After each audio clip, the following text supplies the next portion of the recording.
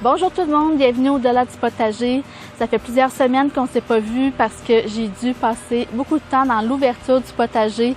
Mon travail a été très exigeant également.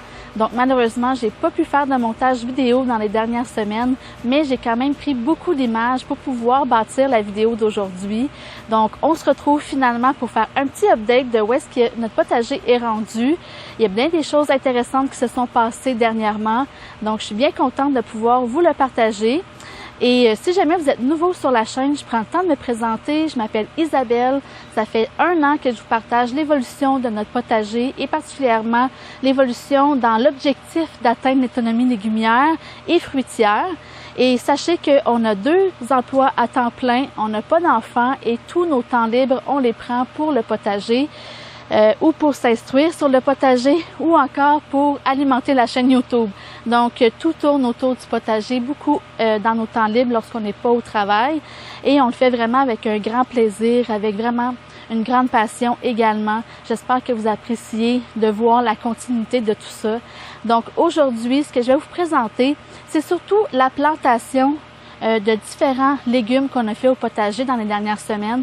On a fait les oignons, les brassicacées, les pommes de terre et aujourd'hui, je vous présente particulièrement ma plantation de fraisiers et de carottes. Donc, je ne tarde pas plus et on enchaîne avec les différentes plantations qu'on a fait dans les 2 semaines passées.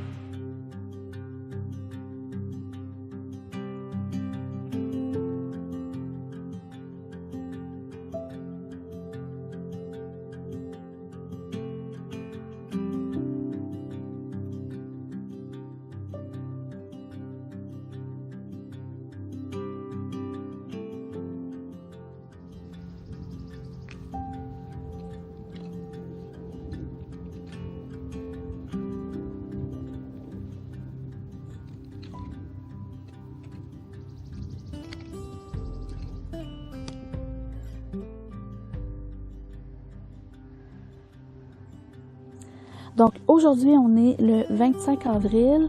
Je suis en zone 4B dans les cantons de l'Est au Québec. Et puis le forecast météo m'indique que je peux aujourd'hui me permettre de mettre mes pommes de terre finalement au potager. Donc je vais aller mettre ça aujourd'hui. Je vais me faire mes 5 rangs de pommes de terre rouges Norland comme celle-ci, qu'on aime vraiment beaucoup, avec 3 rangs de patates jaunes Colomba. Et puis, je vais me garder 2 ou 3 rangs supplémentaires pour mettre des petites variétés supplémentaires, des nouvelles variétés que j'ai choisi de mettre cette année pour une consommation un peu plus estivale. Donc, on va les prendre un peu plus jeunes. Ce ne sera pas des pommes de terre dédiées à la conservation. Et puis, ça va être surtout pour profiter un peu plus de notre potager durant la période estivale. Parce que je me suis rendu compte qu'on s'en privait un petit peu. On voulait tellement avoir suffisamment de légumes pour passer tout l'hiver qu'on dirait qu'on n'ose pas piger dans notre potager durant l'été, alors que les légumes sont vraiment succulents durant cette période-là. Donc là, je vais avoir 2 nouvelles variétés de pommes de terre. La pomme de terre bleue, puis une autre, je suis pas certaine de son nom, je vais vous l'indiquer en dessous. Donc ça va être 2 choses qu'on va consommer durant l'été, puis j'aimerais ça aussi cette année consommer un peu plus les betteraves au courant de l'été aussi, lorsqu'elles sont plus jeunes. Même chose pour les carottes, on dirait que je me privais de manger les carottes durant l'été. Donc ça va être un petit changement que je veux faire cette année. Évidemment, on consommait les concombres, les tomates assez facilement. On fait pas beaucoup de laitues normalement durant l'été parce qu'on avait beaucoup d'espace, qu'il y avait trop de soleil, puis les laitues aimaient pas bien ça. On les fait plus au printemps normalement ou à l'automne. Mais là, ça se peut que je vais récupérer un petit espace ombragé cette année qui va peut-être être parfait pour les laitues. Donc ça, c'est quelque chose que je vais probablement changer aussi. Donc bref, cette année, c'est un peu ça que je veux faire. Je veux profiter un peu plus de mon potager durant la période estivale, profiter des récoltes hâtives qu'on peut faire finalement pour se faire des bonnes bouffes durant l'été. C'est quelque chose qu'on se privait un petit peu de faire. Donc, j'ai bien hâte de découvrir certaines petites nouveautés que je vais faire au potager grâce à ça cette année. Mais sinon, aujourd'hui, ce que je vais faire, c'est planter mes pommes de terre de conservation. Donc, mes pommes de terre Norland rouge et Colomba jaune. Et je vais faire ça à l'instant finalement. Donc, je vais les planter. On a fait des rangs d'environ 6 pouces de profond, peut-être un petit peu plus. plus, mais on les a pas faites à 12 pouces de profond, ça demande trop de travail physique pour se rendre jusque-là. Donc on les fait un petit peu moins profond, 6-7 pouces environ. Et puis je vais les distancer d'environ 30 cm entre chaque pomme de terre. Je vais les réenchausser. Puis ça va être important ensuite, durant l'été, de s'assurer que les pommes de terre ne voient pas la lumière du jour. Donc, il faut venir réenchausser nos pommes de terre un peu plus tard durant la saison. On peut le faire en ajoutant de la terre ou encore avec un paillage, par exemple, comme on a fait l'année dernière.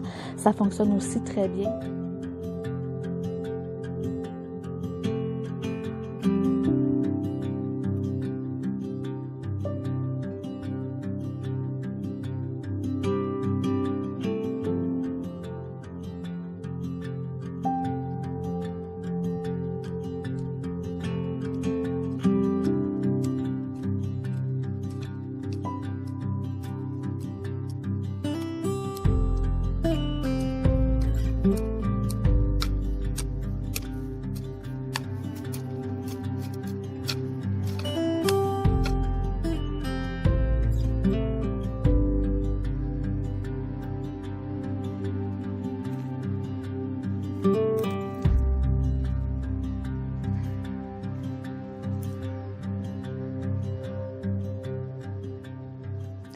OK, donc on est dimanche le 26 avril aujourd'hui. Je ne sais pas si je m'apprête à regretter ou non ce que je vais faire aujourd'hui parce que je veux transplanter tous mes choux, brocolis, choux-fleurs, choux de Bruxelles, bref, tous les brassicacées. Je vais les mettre au potager aujourd'hui. Entre autres parce que, je ne sais pas si vous voyez, mais les pots sont rendus vraiment petits pour le plant. J'ai pas nécessairement envie de les replanter dans plus grand. Ils se sont aussi un peu étiolés, je trouve, avec le temps. Ça fait 2 semaines qu'ils sont dans la serre. On a à peine chauffé la serre, je pense, une journée parce qu'il faisait -10, mais sinon, on n'a pas chauffé la serre dans les 2 dernières semaines. Ils ont seulement été sous couverture flottante durant la nuit. Donc là, les plants, ils vont super bien. Je me suis pris plus d'avance cette année aussi pour faire mes semis de brocolis puis de choux parce que normalement, on les réussissait jamais dans les dernières années. Il y avait toujours quelque chose qui faisait en sorte que ça fonctionnait pas. Donc, je les ai partis un peu plus tôt en me disant que si jamais ça marchait toujours pas, je pouvais avoir un peu de temps pour avoir un plan B. Mais finalement, j'ai pas eu besoin de plan B cette année. Ça a super bien été.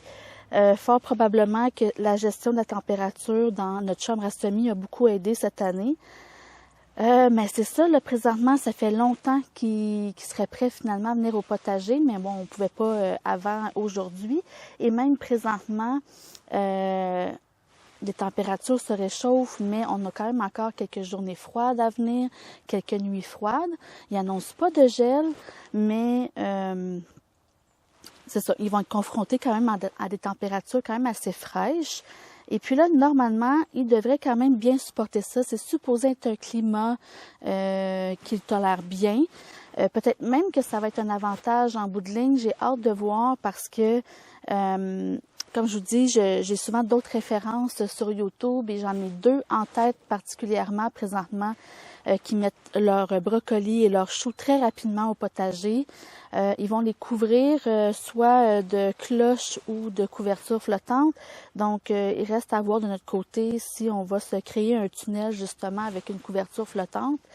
Mais, dans le fond, c'est que comme on les laisse croître durant une période de fraîcheur et que eux ils adorent la fraîcheur, les 2 personnes en question obtiennent des super beaux brocolis rapidement avant les chaleurs de l'été. Et en plus, ils s'épargnent en fait le combat contre les vers, contre les petits vers qui vont venir les attaquer un petit peu plus tard quand les chaleurs vont sortir. Donc, ils peuvent avoir des belles productions, mais sans avoir le désagrément des insectes qui vient s'y mêler finalement à travers tout ça. Donc, c'est une des raisons pourquoi j'avais envie de tester ça plus tôt cette année, puis que je prends un peu le risque. Ensuite, pour ce qui est des brocolis, je vais les mettre sur 2 rangs, sur ma planche de 75 cm. Je vais les mettre sur 2 rangs et ils vont être distancés entre eux de 45 cm. Donc, Sur ma planche, ça m'en fait 28 présentement. J'ai 2 variétés de brocolis. J'ai la variété Umpqua que j'avais beaucoup aimée l'année dernière. C'est une variété qui va faire une belle tête de brocoli. J'ai hâte de voir à quel point on peut s'améliorer par rapport à l'année dernière là-dessus, en les mettant justement un peu plus tôt au potager. Mais c'est une variété qui fait beaucoup de petits brocolis sur ses branches de côté, ce qu'on appelle les side choux. Et moi j'apprécie bien d'en avoir un petit peu plus par la suite, donc je vais pas les enlever directement du potager une fois que je vais avoir pris la tête. Et puis la texture de ce brocoli-là et puis sa saveur est vraiment, vraiment exceptionnelle. C'est pourquoi que je la refais cette année. Je la préfère vraiment à la variété impériale, qui est quand même assez populaire. La variété impériale, elle, va plutôt faire une grosse tête, mais ne fera pas d'autres brocolis par la suite. Mais au niveau de sa texture et de sa saveur, pour moi, elle se rapproche beaucoup à ce qu'on va retrouver en épicerie, alors que celle-ci est vraiment spéciale. Donc, j'ai choisi de refaire cette variété-là cette année. Et au fond, derrière, j'essaie quelque chose de nouveau. C'est un brocoli mauve. Excusez-moi. Donc, je ne sais pas exactement le nom de la variété. Il faudrait que je revalide sur mon sachet, mais c'est ça. Moi, j'ai retenu que c'est un brocoli mauve. On était un petit peu curieux de voir ce que ça allait donner comme texture et comme saveur et comme résultat au global par la suite. Donc, voilà, c'est ce que je vais faire aujourd'hui.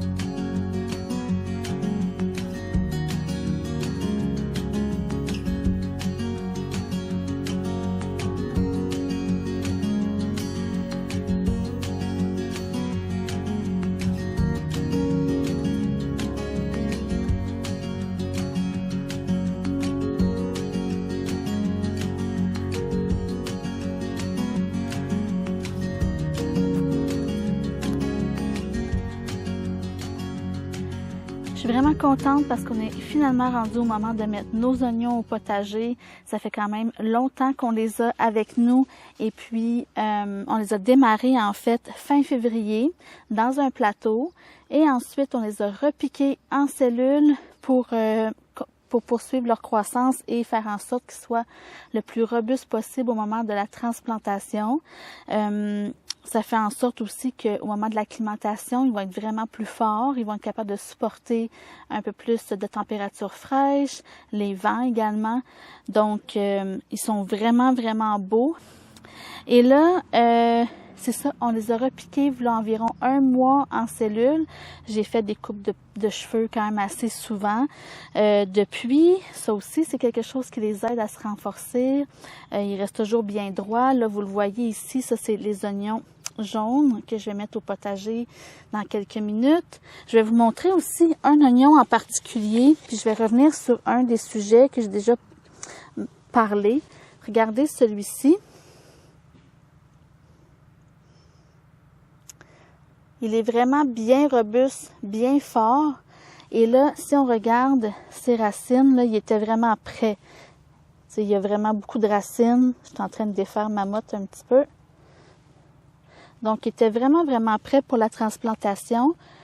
Mais ce que je préfère de ça, c'est que j'ai juste à prendre ma petite motte comme ça, avec tout son système racinaire que je touche à peine. Et puis, je vais la transplanter. Et là, je perturbe pas trop mon plant. J'ai pas besoin de le couper de nouveau. J'ai pas besoin de rien faire de particulier juste de prendre la motte puis de la mettre au potager. C'est la grande différence pour moi par rapport à si j'avais laissé tous mes oignons dans un plateau.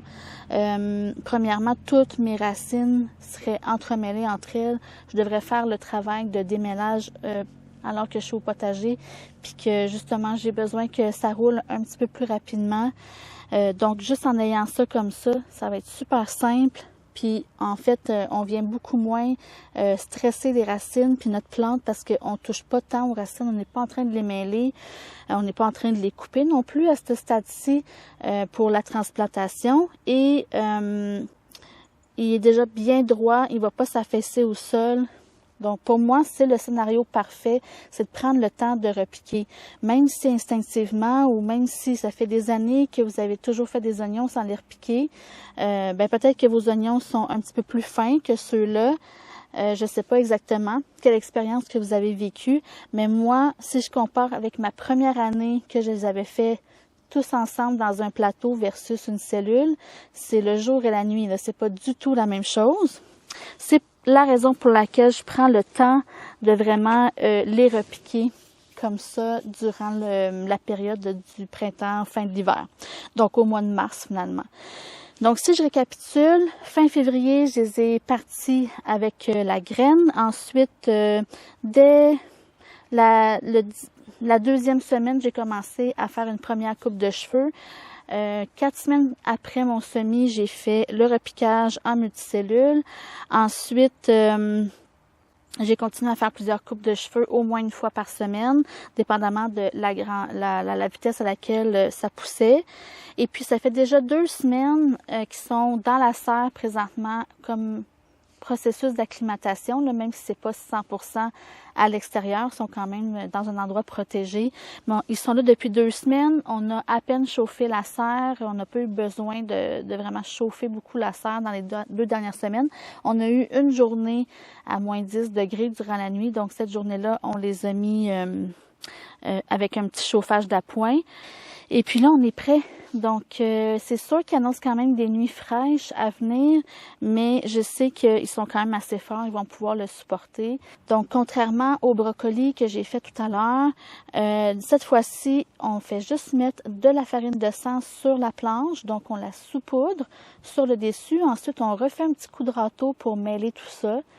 Et ensuite, on a fait nos rangs. On a fait 3 rangs sur la planche de 75 cm.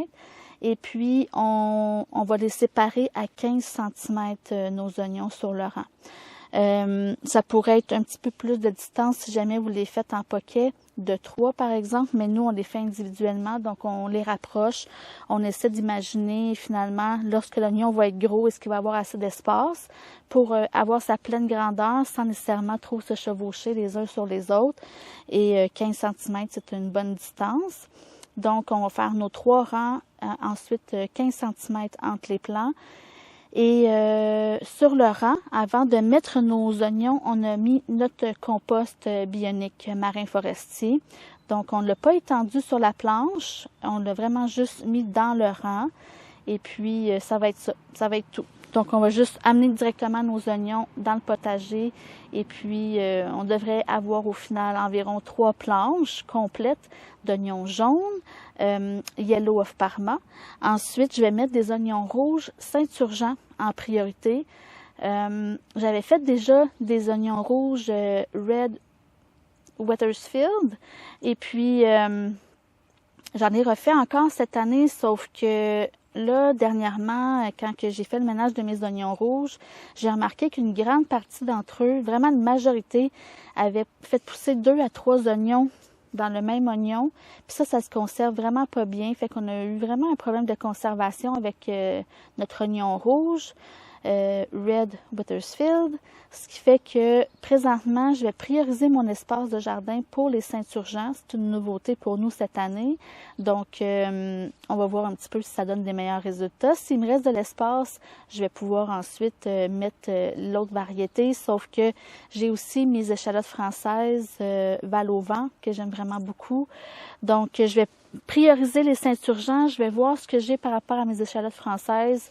Puis si je suis capable d'intégrer là-dedans l'autre variété d'oignons rouges, mais si c'est pas le cas, tant pis, peut-être que je les utiliserai pas, ou je vais les mettre ailleurs si jamais j'ai un spot ailleurs qui se libère au potager. Mais pour le moment, je vais prioriser mes jaunes, mes échalotes françaises et les Saint-Urgent pour le rouge. Donc voilà, c'est un peu où est-ce qu'on en est rendu avec l'oignon. Et puis à ce stade-ci, là on a mis de la farine de sang. Pour le démarrage, on a mis de la farine de sang dans le potager pour aider le feuillage. Parce que dans le fond, ce qui est important de maintenant jusqu'au solstice d'été, donc autour du 21 juin, ce qui est important, c'est que le feuillage de l'oignon pousse à son maximum. En fait, on va avoir les plus beaux et les plus gros oignons possibles avant le solstice d'été. Et ensuite, après cette date-là, il va commencer à faire son bulbe. Donc, on veut vraiment les amener à leur meilleur potentiel à ce moment-là. C'est la raison pour laquelle nous, on utilise la farine de sang au moment du transplant. Mais par la suite, on ne va pas nécessairement la réutiliser. Je m'en vais directement au potager. Je m'étais pris une petite pause assis à l'extérieur. Et là, on va se concentrer sur les oignons parce que j'ai quand même quelques centaines d'oignons à transplanter. Et puis, voilà, on va aller faire ça maintenant.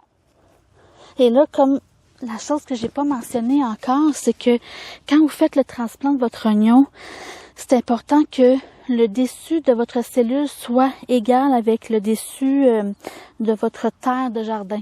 Comme ça, l'oignon va garder sa même profondeur et il va pouvoir sortir de terre puis grossir naturellement sans que vous ayez besoin de dégager la terre autour de l'oignon éventuellement. Donc, on essaie le plus possible de pas trop renchausser notre oignon en faisant le transplant. On essaie de respecter vraiment l'égalité. Je vais tasser ça comme ça. This world is cruel, but there's nothing new. Living in the moment is the only truth. Let's go slow. Living in the moment is the only truth. Let's go slow.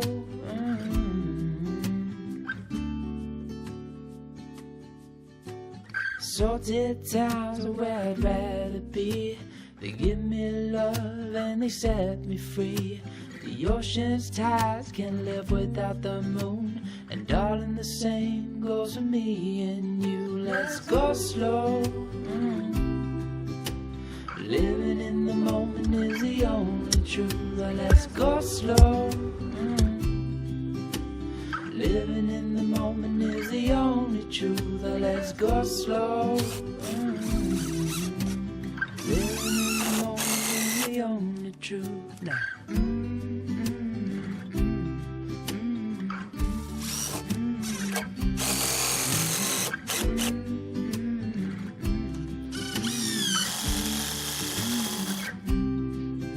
Let's go slow. Living in the moment is the only truth. Let's go slow. Living in the moment is the only. Donc aujourd'hui, c'est enfin le moment pour moi de faire la plantation de mes fraisiers. On est le 9 mai, si je me trompe pas. Je suis un petit peu perdue dans mes journées. Ça fait déjà quelques jours qu'on a fait les autres plantations qu'on a vues précédemment, comme la pomme de terre, les brassicacées, les oignons, qui d'ailleurs se portent à merveille. Ils vont vraiment, vraiment bien. Et puis là, aujourd'hui, on a attendu un petit peu pour faire la plantation de nos fraisiers parce qu'il y a eu quand même quelques bons froids cette semaine. Et puis, j'avais pas le temps de toute façon de pouvoir m'en occuper. Je les ai mis au frigo, comme qui est indiqué sur mes instructions. Je les ai mis au frigo, mais il fallait pas que je dépasse 7 jours. Là, ça fait 5 jours qu'ils sont au frigo. J'espère que ça va quand même être correct pour les garder vivants puis que ça se passe bien au niveau de la transplantation. L'année passée, j'ai fait de la transplantation de racines à nu puis ça s'est pas bien passé du tout.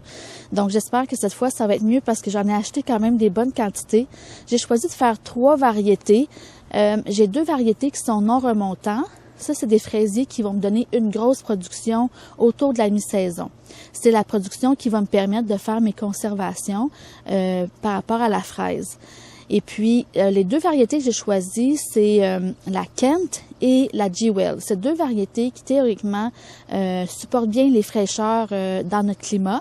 Donc, ça devrait bien se passer pour cette année, mais même pour les printemps suivants, puis la résistance à l'hiver et tout, on ne devrait pas avoir trop de problèmes avec ces variétés. J'ai aussi choisi une variété qui est remontante. Celle-là va me permettre d'avoir des fraises de façon plus étendue, de façon, en fait, tout au long de l'été et même de l'automne.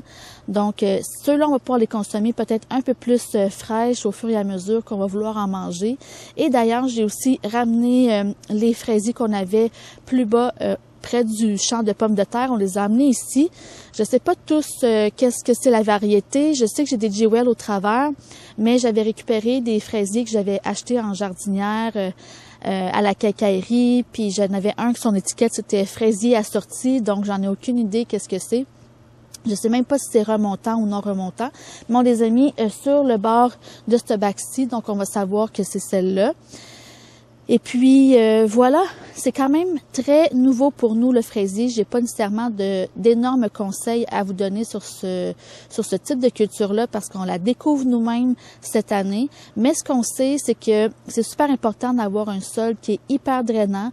Donc de notre côté, on sait pas exactement qu'est-ce que ça va donner comme résultat parce qu'on a récupéré du matériel qu'on avait ici à la maison. Donc on a notre compost slash terre à jardin qu'on utilise, qu'on a fait maison. Donc, on a ça qui est rempli de matière organique. On a ajouté de la mousse de tourbe. On a mis aussi beaucoup de perlite pour essayer d'aérer le sol le plus possible. Donc, et le fait que notre bac il soit surélevé du sol, ça crée un peu l'effet d'une butte. Puis normalement, ça devrait quand même très bien se drainer pour nos fraisiers. L'autre point qui va être vraiment important, c'est la gestion des mauvaises herbes. Le fraisier déteste la compétition avec les mauvaises herbes, donc c'est important de vraiment bien nettoyer autour de vos fraisiers si jamais vous en avez puis vous constatez que vous n'avez pas des belles productions. C'est peut-être parce que vous avez laissé aller un petit peu trop vos mauvaises herbes.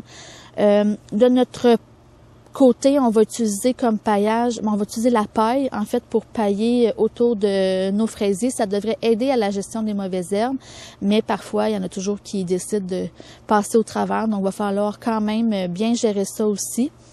Donc, voilà, c'est les deux points qu'on sait qui va être vraiment important. L'autre point aussi qui va être important pour cette année, du moins, ça va être de ne pas laisser trop les stolons pousser finalement sur les plants qui sont sur leur première année finalement de croissance. On veut mettre l'énergie le plus possible dans le plant principal qu'on met au jardin cette année. Donc, tous les petits bébés qui vont se faire autour, il va falloir les couper. Et si éventuellement, dans une autre année, on veut les récupérer parce qu'on voudrait agrandir le nombre de fraises qu'on fait pousser, bien, on pourrait les utiliser finalement pour avoir nos nouveaux plants. Mais pour cette année, il va falloir les couper pour ne pas les laisser pousser puis vraiment concentrer toute l'énergie du plant sur son plan principal pour nous offrir aussi la meilleure récolte possible. Là, je ne sais pas exactement à quoi m'attendre pour cette année non plus comme quantité de fraises parce que c'est notre première année. Donc, mes attentes sont quand même basses. J'ai l'impression que comme on a planté nos fraises au printemps, probablement que cet été, on va avoir plus une petite récolte. Si on les avait plantées l'automne dernier, j'aurais probablement eu une plus grande récolte cet été, en fait, là, parce qu'il y aurait déjà eu leur implantation de fait. Mais on va voir ce que ça va donner. J'ai bien hâte de constater la différence aussi. Je les ai mis dans un emplacement qui est très ensoleillé parce que je me suis fiée surtout au fait que les champs de fraises, en général, lorsqu'on les voit, sont plein soleil. Je me suis dit que ça peut pas nuire de mettre mes fraisiers plein soleil. Apparemment que ça pourrait peut-être aussi apprécier un endroit mi-soleil, mi-ombre, mais honnêtement, l'année dernière, j'étais majoritairement ombre. J'ai pas osé leur donner trop d'ombre cette année, donc ils vont être vraiment plein soleil. Sauf que plus que le soleil avance dans la journée, plus que la serre va faire un certain ombrage dessus aussi, donc ils vont bénéficier d'un petit peu d'ombre une fois de temps en temps. Mais j'ai bien hâte de voir ça, comment ça va aller. C'est une belle nouveauté. C'était le fruit, c'est un des fruits qu'on préfère et puis qu'on n'avait pas encore en grande quantité au potager. Ça va être juste à côté de ce qu'on voit derrière, c'est nos bleuets puis nos framboisiers. Donc, on fait un petit espace petits fruits ici, puis on souhaite réussir à en avoir assez pour notre consommation annuelle. C'est toujours ça l'objectif. Donc, cette année, je vais avoir, je suis pas encore certaine, je vais calculer comment ça donne finalement, mais j'ai quasiment 90 plants de fraisiers. Je sais pas si ça va rentrer partout ici, mais Je vais essayer de les faire rentrer parce qu'on a choisi de planter quand même un peu serré. Normalement, on aurait mis 30 cm entre les rangs puis 30 cm sur le rang.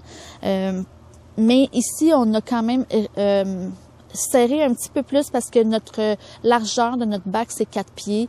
Donc, incluant les côtés, ça fait pas mal 4 rangs si on voulait faire ça aux 30 cm. Mais étant donné qu'on perd un peu d'espace, ça les resserre un petit peu parce qu'on a choisi de faire 4 rangs et non 3. Peut-être que l'idéal aurait été 3, mais on va resserrer un petit peu puis on va voir ce que ça donne. Je devrais en avoir vraiment beaucoup. Je m'attends à en avoir peut-être à peu près 50 par bac. Donc, ça devrait rentrer partout. Et puis, à suivre, donc je m'enligne tout de suite. Je vais aller chercher mes plants, puis on va faire ça. OK, donc moi, j'ai acheté mes fraisiers en ligne et je les ai reçus par la poste. Et lorsque tu achètes des racines à nu, en fait, moi, j'ai reçu une petite motte comme celle-là avec mes différents plants de fraisiers. Je vais ouvrir ça pour vous montrer. Donc, ce qu'on reçoit finalement, c'est plein de petits bouts de racines où est-ce qu'on voit ici le cœur du plant. Et puis là, il faut faire attention de ne pas enterrer la partie du cœur ici. Il faut vraiment s'assurer d'avoir juste les racines, sinon ça va pourrir. Donc, c'est ce qu'on reçoit, puis c'est ce qu'on va planter au potager pour les fraisiers. Donc, je vais en avoir plusieurs dans ma petite motte. Et puis, c'est ce qu'on va mettre ici. Je les ai humidifiés aussi juste avant. Je les ai fait tremper un petit peu pour les rendre un peu plus humides. Et puis, j'ai pas mis de fertilisant ou quoi que ce soit dans mon eau. J'ai vraiment juste réhumidifié. Normalement, ils conseillent de le faire 24 heures à l'avance, mais moi, je l'ai pas fait. Donc, je l'ai juste réhumidifié un petit peu ce matin. Ça fait seulement quelques heures qui sont dans le petit plat. Puis, je pense que ça va suffire. Donc, on va mettre ça là. Donc, qu'est-ce que je recherche au niveau de la plantation, c'est de prendre mes racines. Là, ils ont été exposés au soleil, ils sont déjà un peu secs. Fait que finalement, ce que j'ai fait ce matin comme étape n'aura pas servi à grand-chose. Mais ce que je veux, c'est faire mon trou ici. Essayer d'étendre un petit peu mes racines à l'intérieur de mon trou pour pas que ce soit un paquet. Et puis, je veux surtout m'assurer de ne pas créer un creux qui va faire en sorte que l'eau va s'accumuler vers le centre, vers le cœur de mon fraisier. Je voudrais pas que celui-là, il pourrisse au fil du temps parce qu'il y a un mauvais drainage. Donc, je vais juste créer un mini effet de butte pour pouvoir m'assurer que le drainage va être bon. Celles-ci, encore là, sont tous un peu uniques. On voit qu'il y a un petit peu de verdure. Les racines sont plus longues. Je vais devoir faire un trou un petit peu plus large. M'assurer qu'ils sont bien étendus. Et tranquillement ramener tout ça tout en créant ma butte. Pas besoin d'être une grosse butte, mais la seule chose qu'on souhaite, c'est que l'eau ne reste pas stagnante au niveau du cœur.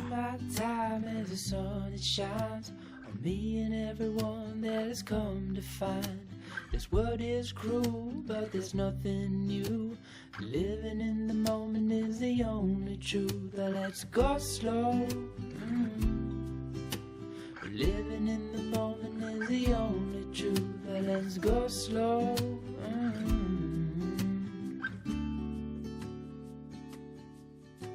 Salted towns are where I'd rather be. They give me love and they set me free. The ocean's tides can't live without the moon. And darling, the same goes for me and you. Let's go slow. Living in the moment is the only truth. Let's go slow. Living in the moment is the only truth. Let's go slow. Living in the moment is the only truth. L'autre particularité, c'est ici, c'est au niveau des framboises. En fait, vous le voyez ici, il n'existe plus de plants de framboises parce qu'en fait, la moitié de notre planche de framboises, c'est des variétés Pathfinder qui sont remontants. Et puis nous, on choisit de les couper à ras le sol, comme vous pouvez voir ici. Tout a été coupé. Et là, ça repousse tranquillement. Donc, vous voyez ici, on est un petit peu en retard sur l'avancement de l'année dernière. Mais ça a recommencé à pousser. Et juste à côté, on a maintenu nos plants de framboises. On a fait un petit taillage. Dans cette partie-là, il y a beaucoup de variétés. Au début, c'est plus du héritage. Ensuite, on a un qui est framboise noire, framboise jaune. Et au bout, c'est un mûrier. Ce qu'il faut savoir lorsqu'on décide de couper les plants de framboises comme on a fait ici, c'est que premièrement, il faut s'assurer d'avoir une variété qui est remontante. Donc, c'est le cas de la Pathfinder que nous, on a. C'est aussi le cas de l'héritage, si jamais c'est la variété que vous avez. Nous, on a choisi de garder notre héritage tel quel, puis la Pathfinder, on l'a coupé. Mais ce que ça va vous donner comme résultat, finalement, c'est que vous allez avoir une grosse récolte seulement vers la fin de l'été et l'automne. Et si jamais vous choisissez de ne pas couper, c'est que vous allez avoir 2 récoltes. Une un peu plus tôt durant l'été et une plus tard à l'automne. Donc, c'est une question de goût, hein, parce que c'est intéressant d'en avoir, en fait, durant tout l'été, des framboises. Mais des fois, c'est intéressant aussi pour le moment de la conservation, d'avoir une grosse quantité à traiter assez rapidement plutôt que d'en avoir à faire durant toute la saison. Donc, nous, c'est la raison pour laquelle on en coupe la moitié qui va nous permettre d'avoir des conservations de framboises plus tard dans la saison.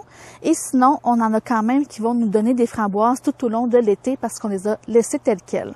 Avant de commencer la plantation de carottes, j'ai un petit fait à vous présenter parce que quand on dit qu'il y a des framboisiers, ça prend de la place, ça s'étend, ça devient un peu invasif, mais on a un bon exemple ici parce que juste à côté de moi, c'est ma trachée finalement de framboisier. Et cette année, c'est passé sous terre jusque dans mon bac de jardin, puis ça commence à sortir ici dans mon bac de jardin. Donc, on voit à quel point ça veut s'étendre. Ça fait beaucoup de chemin pour essayer de trouver une place où sortir, même si nous, on essaie de vraiment contrôler ça le plus possible, mais on en retrouve quand même jusqu'ici malgré tout. Donc, c'est bien important de gérer ces plants de framboisier si on veut pas qu'ils s'étendent un peu partout dans notre potager. Pour les variétés, maintenant, on a choisi 4 sortes différentes. On s'est beaucoup amusé avec la carotte aussi cette année. Donc, ce qu'on a choisi de faire, premièrement, c'est la carotte Tender Sweet. Celle-là, on l'a fait l'année dernière. Ça donne vraiment une plus longue carotte orange, mais vraiment sucrée. Donc, ça a été vraiment mon coup de cœur de l'année passée. C'était ma carotte préférée. C'est une carotte qu'on s'est servi aussi pour la conservation, qui n'est pas nécessairement peut-être destinée à ça particulièrement, mais elle s'est bien conservée malgré tout. Mais c'est la carotte que je veux consommer le plus durant l'été aussi. Donc, j'ai choisi d'en faire dans 2 bacs cette année de celle-là, étant donné que c'est celle qui est le plus standard comme type de carotte. Ensuite, ce que j'ai, c'est la Berlin.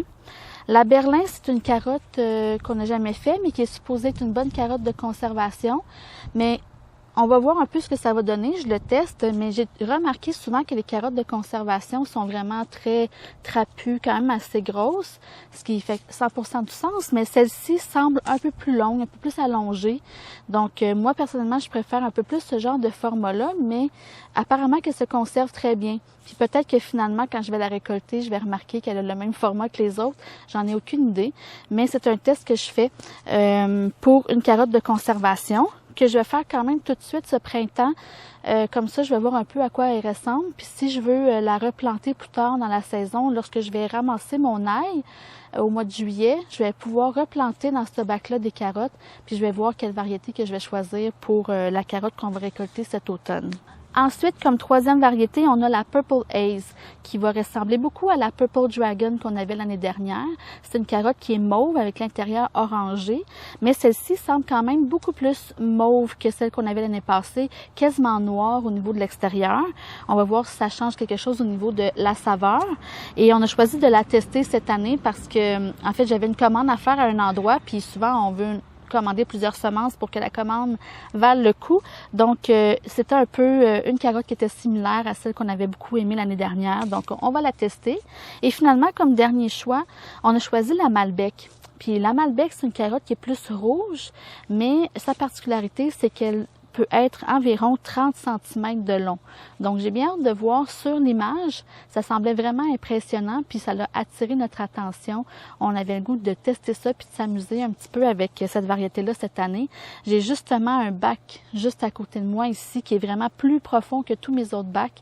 Donc, je vais l'utiliser pour comparer. Je vais en mettre dans ce bac-là, qui est un peu plus petit, mais vraiment plus haut. Puis, je vais prendre un bac comme celui-là derrière moi pour tester cette variété-là, qui devrait normalement pousser quand même assez loin en profondeur si elle est capable de bien se rendre. Normalement, ça devrait fonctionner parce que c'est très meuble ici. Donc, voilà, on va tester ça. 4 variétés, une orange, en fait, on va en avoir 2 oranges, une mauve puis une rouge. Puis ça va mettre un peu de couleur dans notre assiette. Puis sinon, pour la plantation, c'est le même processus que l'année dernière. Ce que je vais faire, c'est que là, présentement, j'ai dégagé le dessus de mon bac. Je vais rajouter un petit engrais par-dessus 419. Normalement, c'est un engrais qu'on utilise plus pour mettre avec nos tomates, nos poivrons. Il n'est pas nécessairement destiné, je crois, à la culture de carottes en soi. Par contre, le fait qu'il y ait 419, ça signifie qu'en potassium, il est quand même très élevé. Puis les légumes racines, ils aiment quand même beaucoup le potassium. Et c'est un engrais à dissolution lente. Ce qui veut dire que je peux l'intégrer présentement à mon sol. Le semis n'en aura pas nécessairement besoin à ce point-ci, sauf que ça va être déjà disponible dans le sol au moment où la carotte va en avoir besoin si elle veut l'utiliser pour s'en nourrir. Donc, je vais en mettre juste un petit peu, il m'en reste pas beaucoup, donc je vais en mettre un petit peu sur le dessus de mon terreau. Je vais le mélanger un petit peu à la terre. Ensuite, la seule différence que je vais faire, c'est que je vais mettre 4 ou 5 rangs, en fait, dans mon bac par rapport à l'année passée. Je pense que l'année passée, j'avais fini avec 4 rangs. Au début, je n'avais mis 3, mais je pense que je peux me rendre jusqu'à 5. Donc, je vais essayer de maximiser le plus possible l'utilisation de mes bacs. Et juste avant de faire la plantation puis mes rangs, je vais plomber le dessus du sol. Donc, je vais juste m'assurer de le compacter légèrement pour que ma semence soit bien en contact avec le sol. Je vais faire mon petit rang qui sera pas trop profond parce que la semence de carotte est vraiment petite. On va ensuite la recouvrir légèrement, bien l'arroser. Il faut absolument que le semis de carotte reste toujours humide. Il faut pas le laisser sécher sur le dessus tant qu'il n'aura pas germé.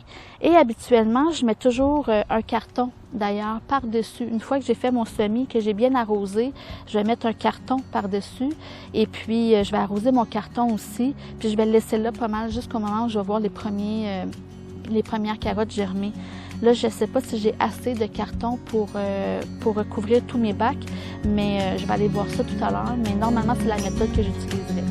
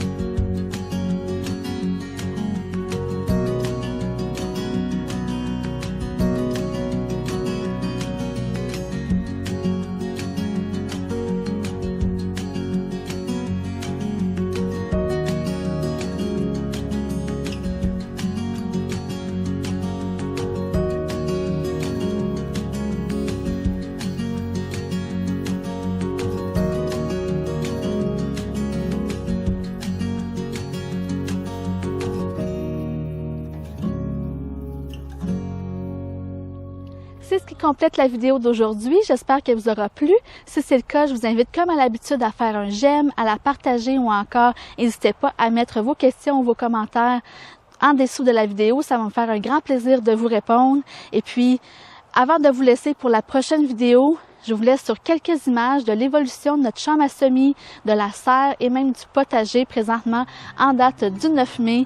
Donc, sur ce, moi je vous dis à la prochaine. Ciao!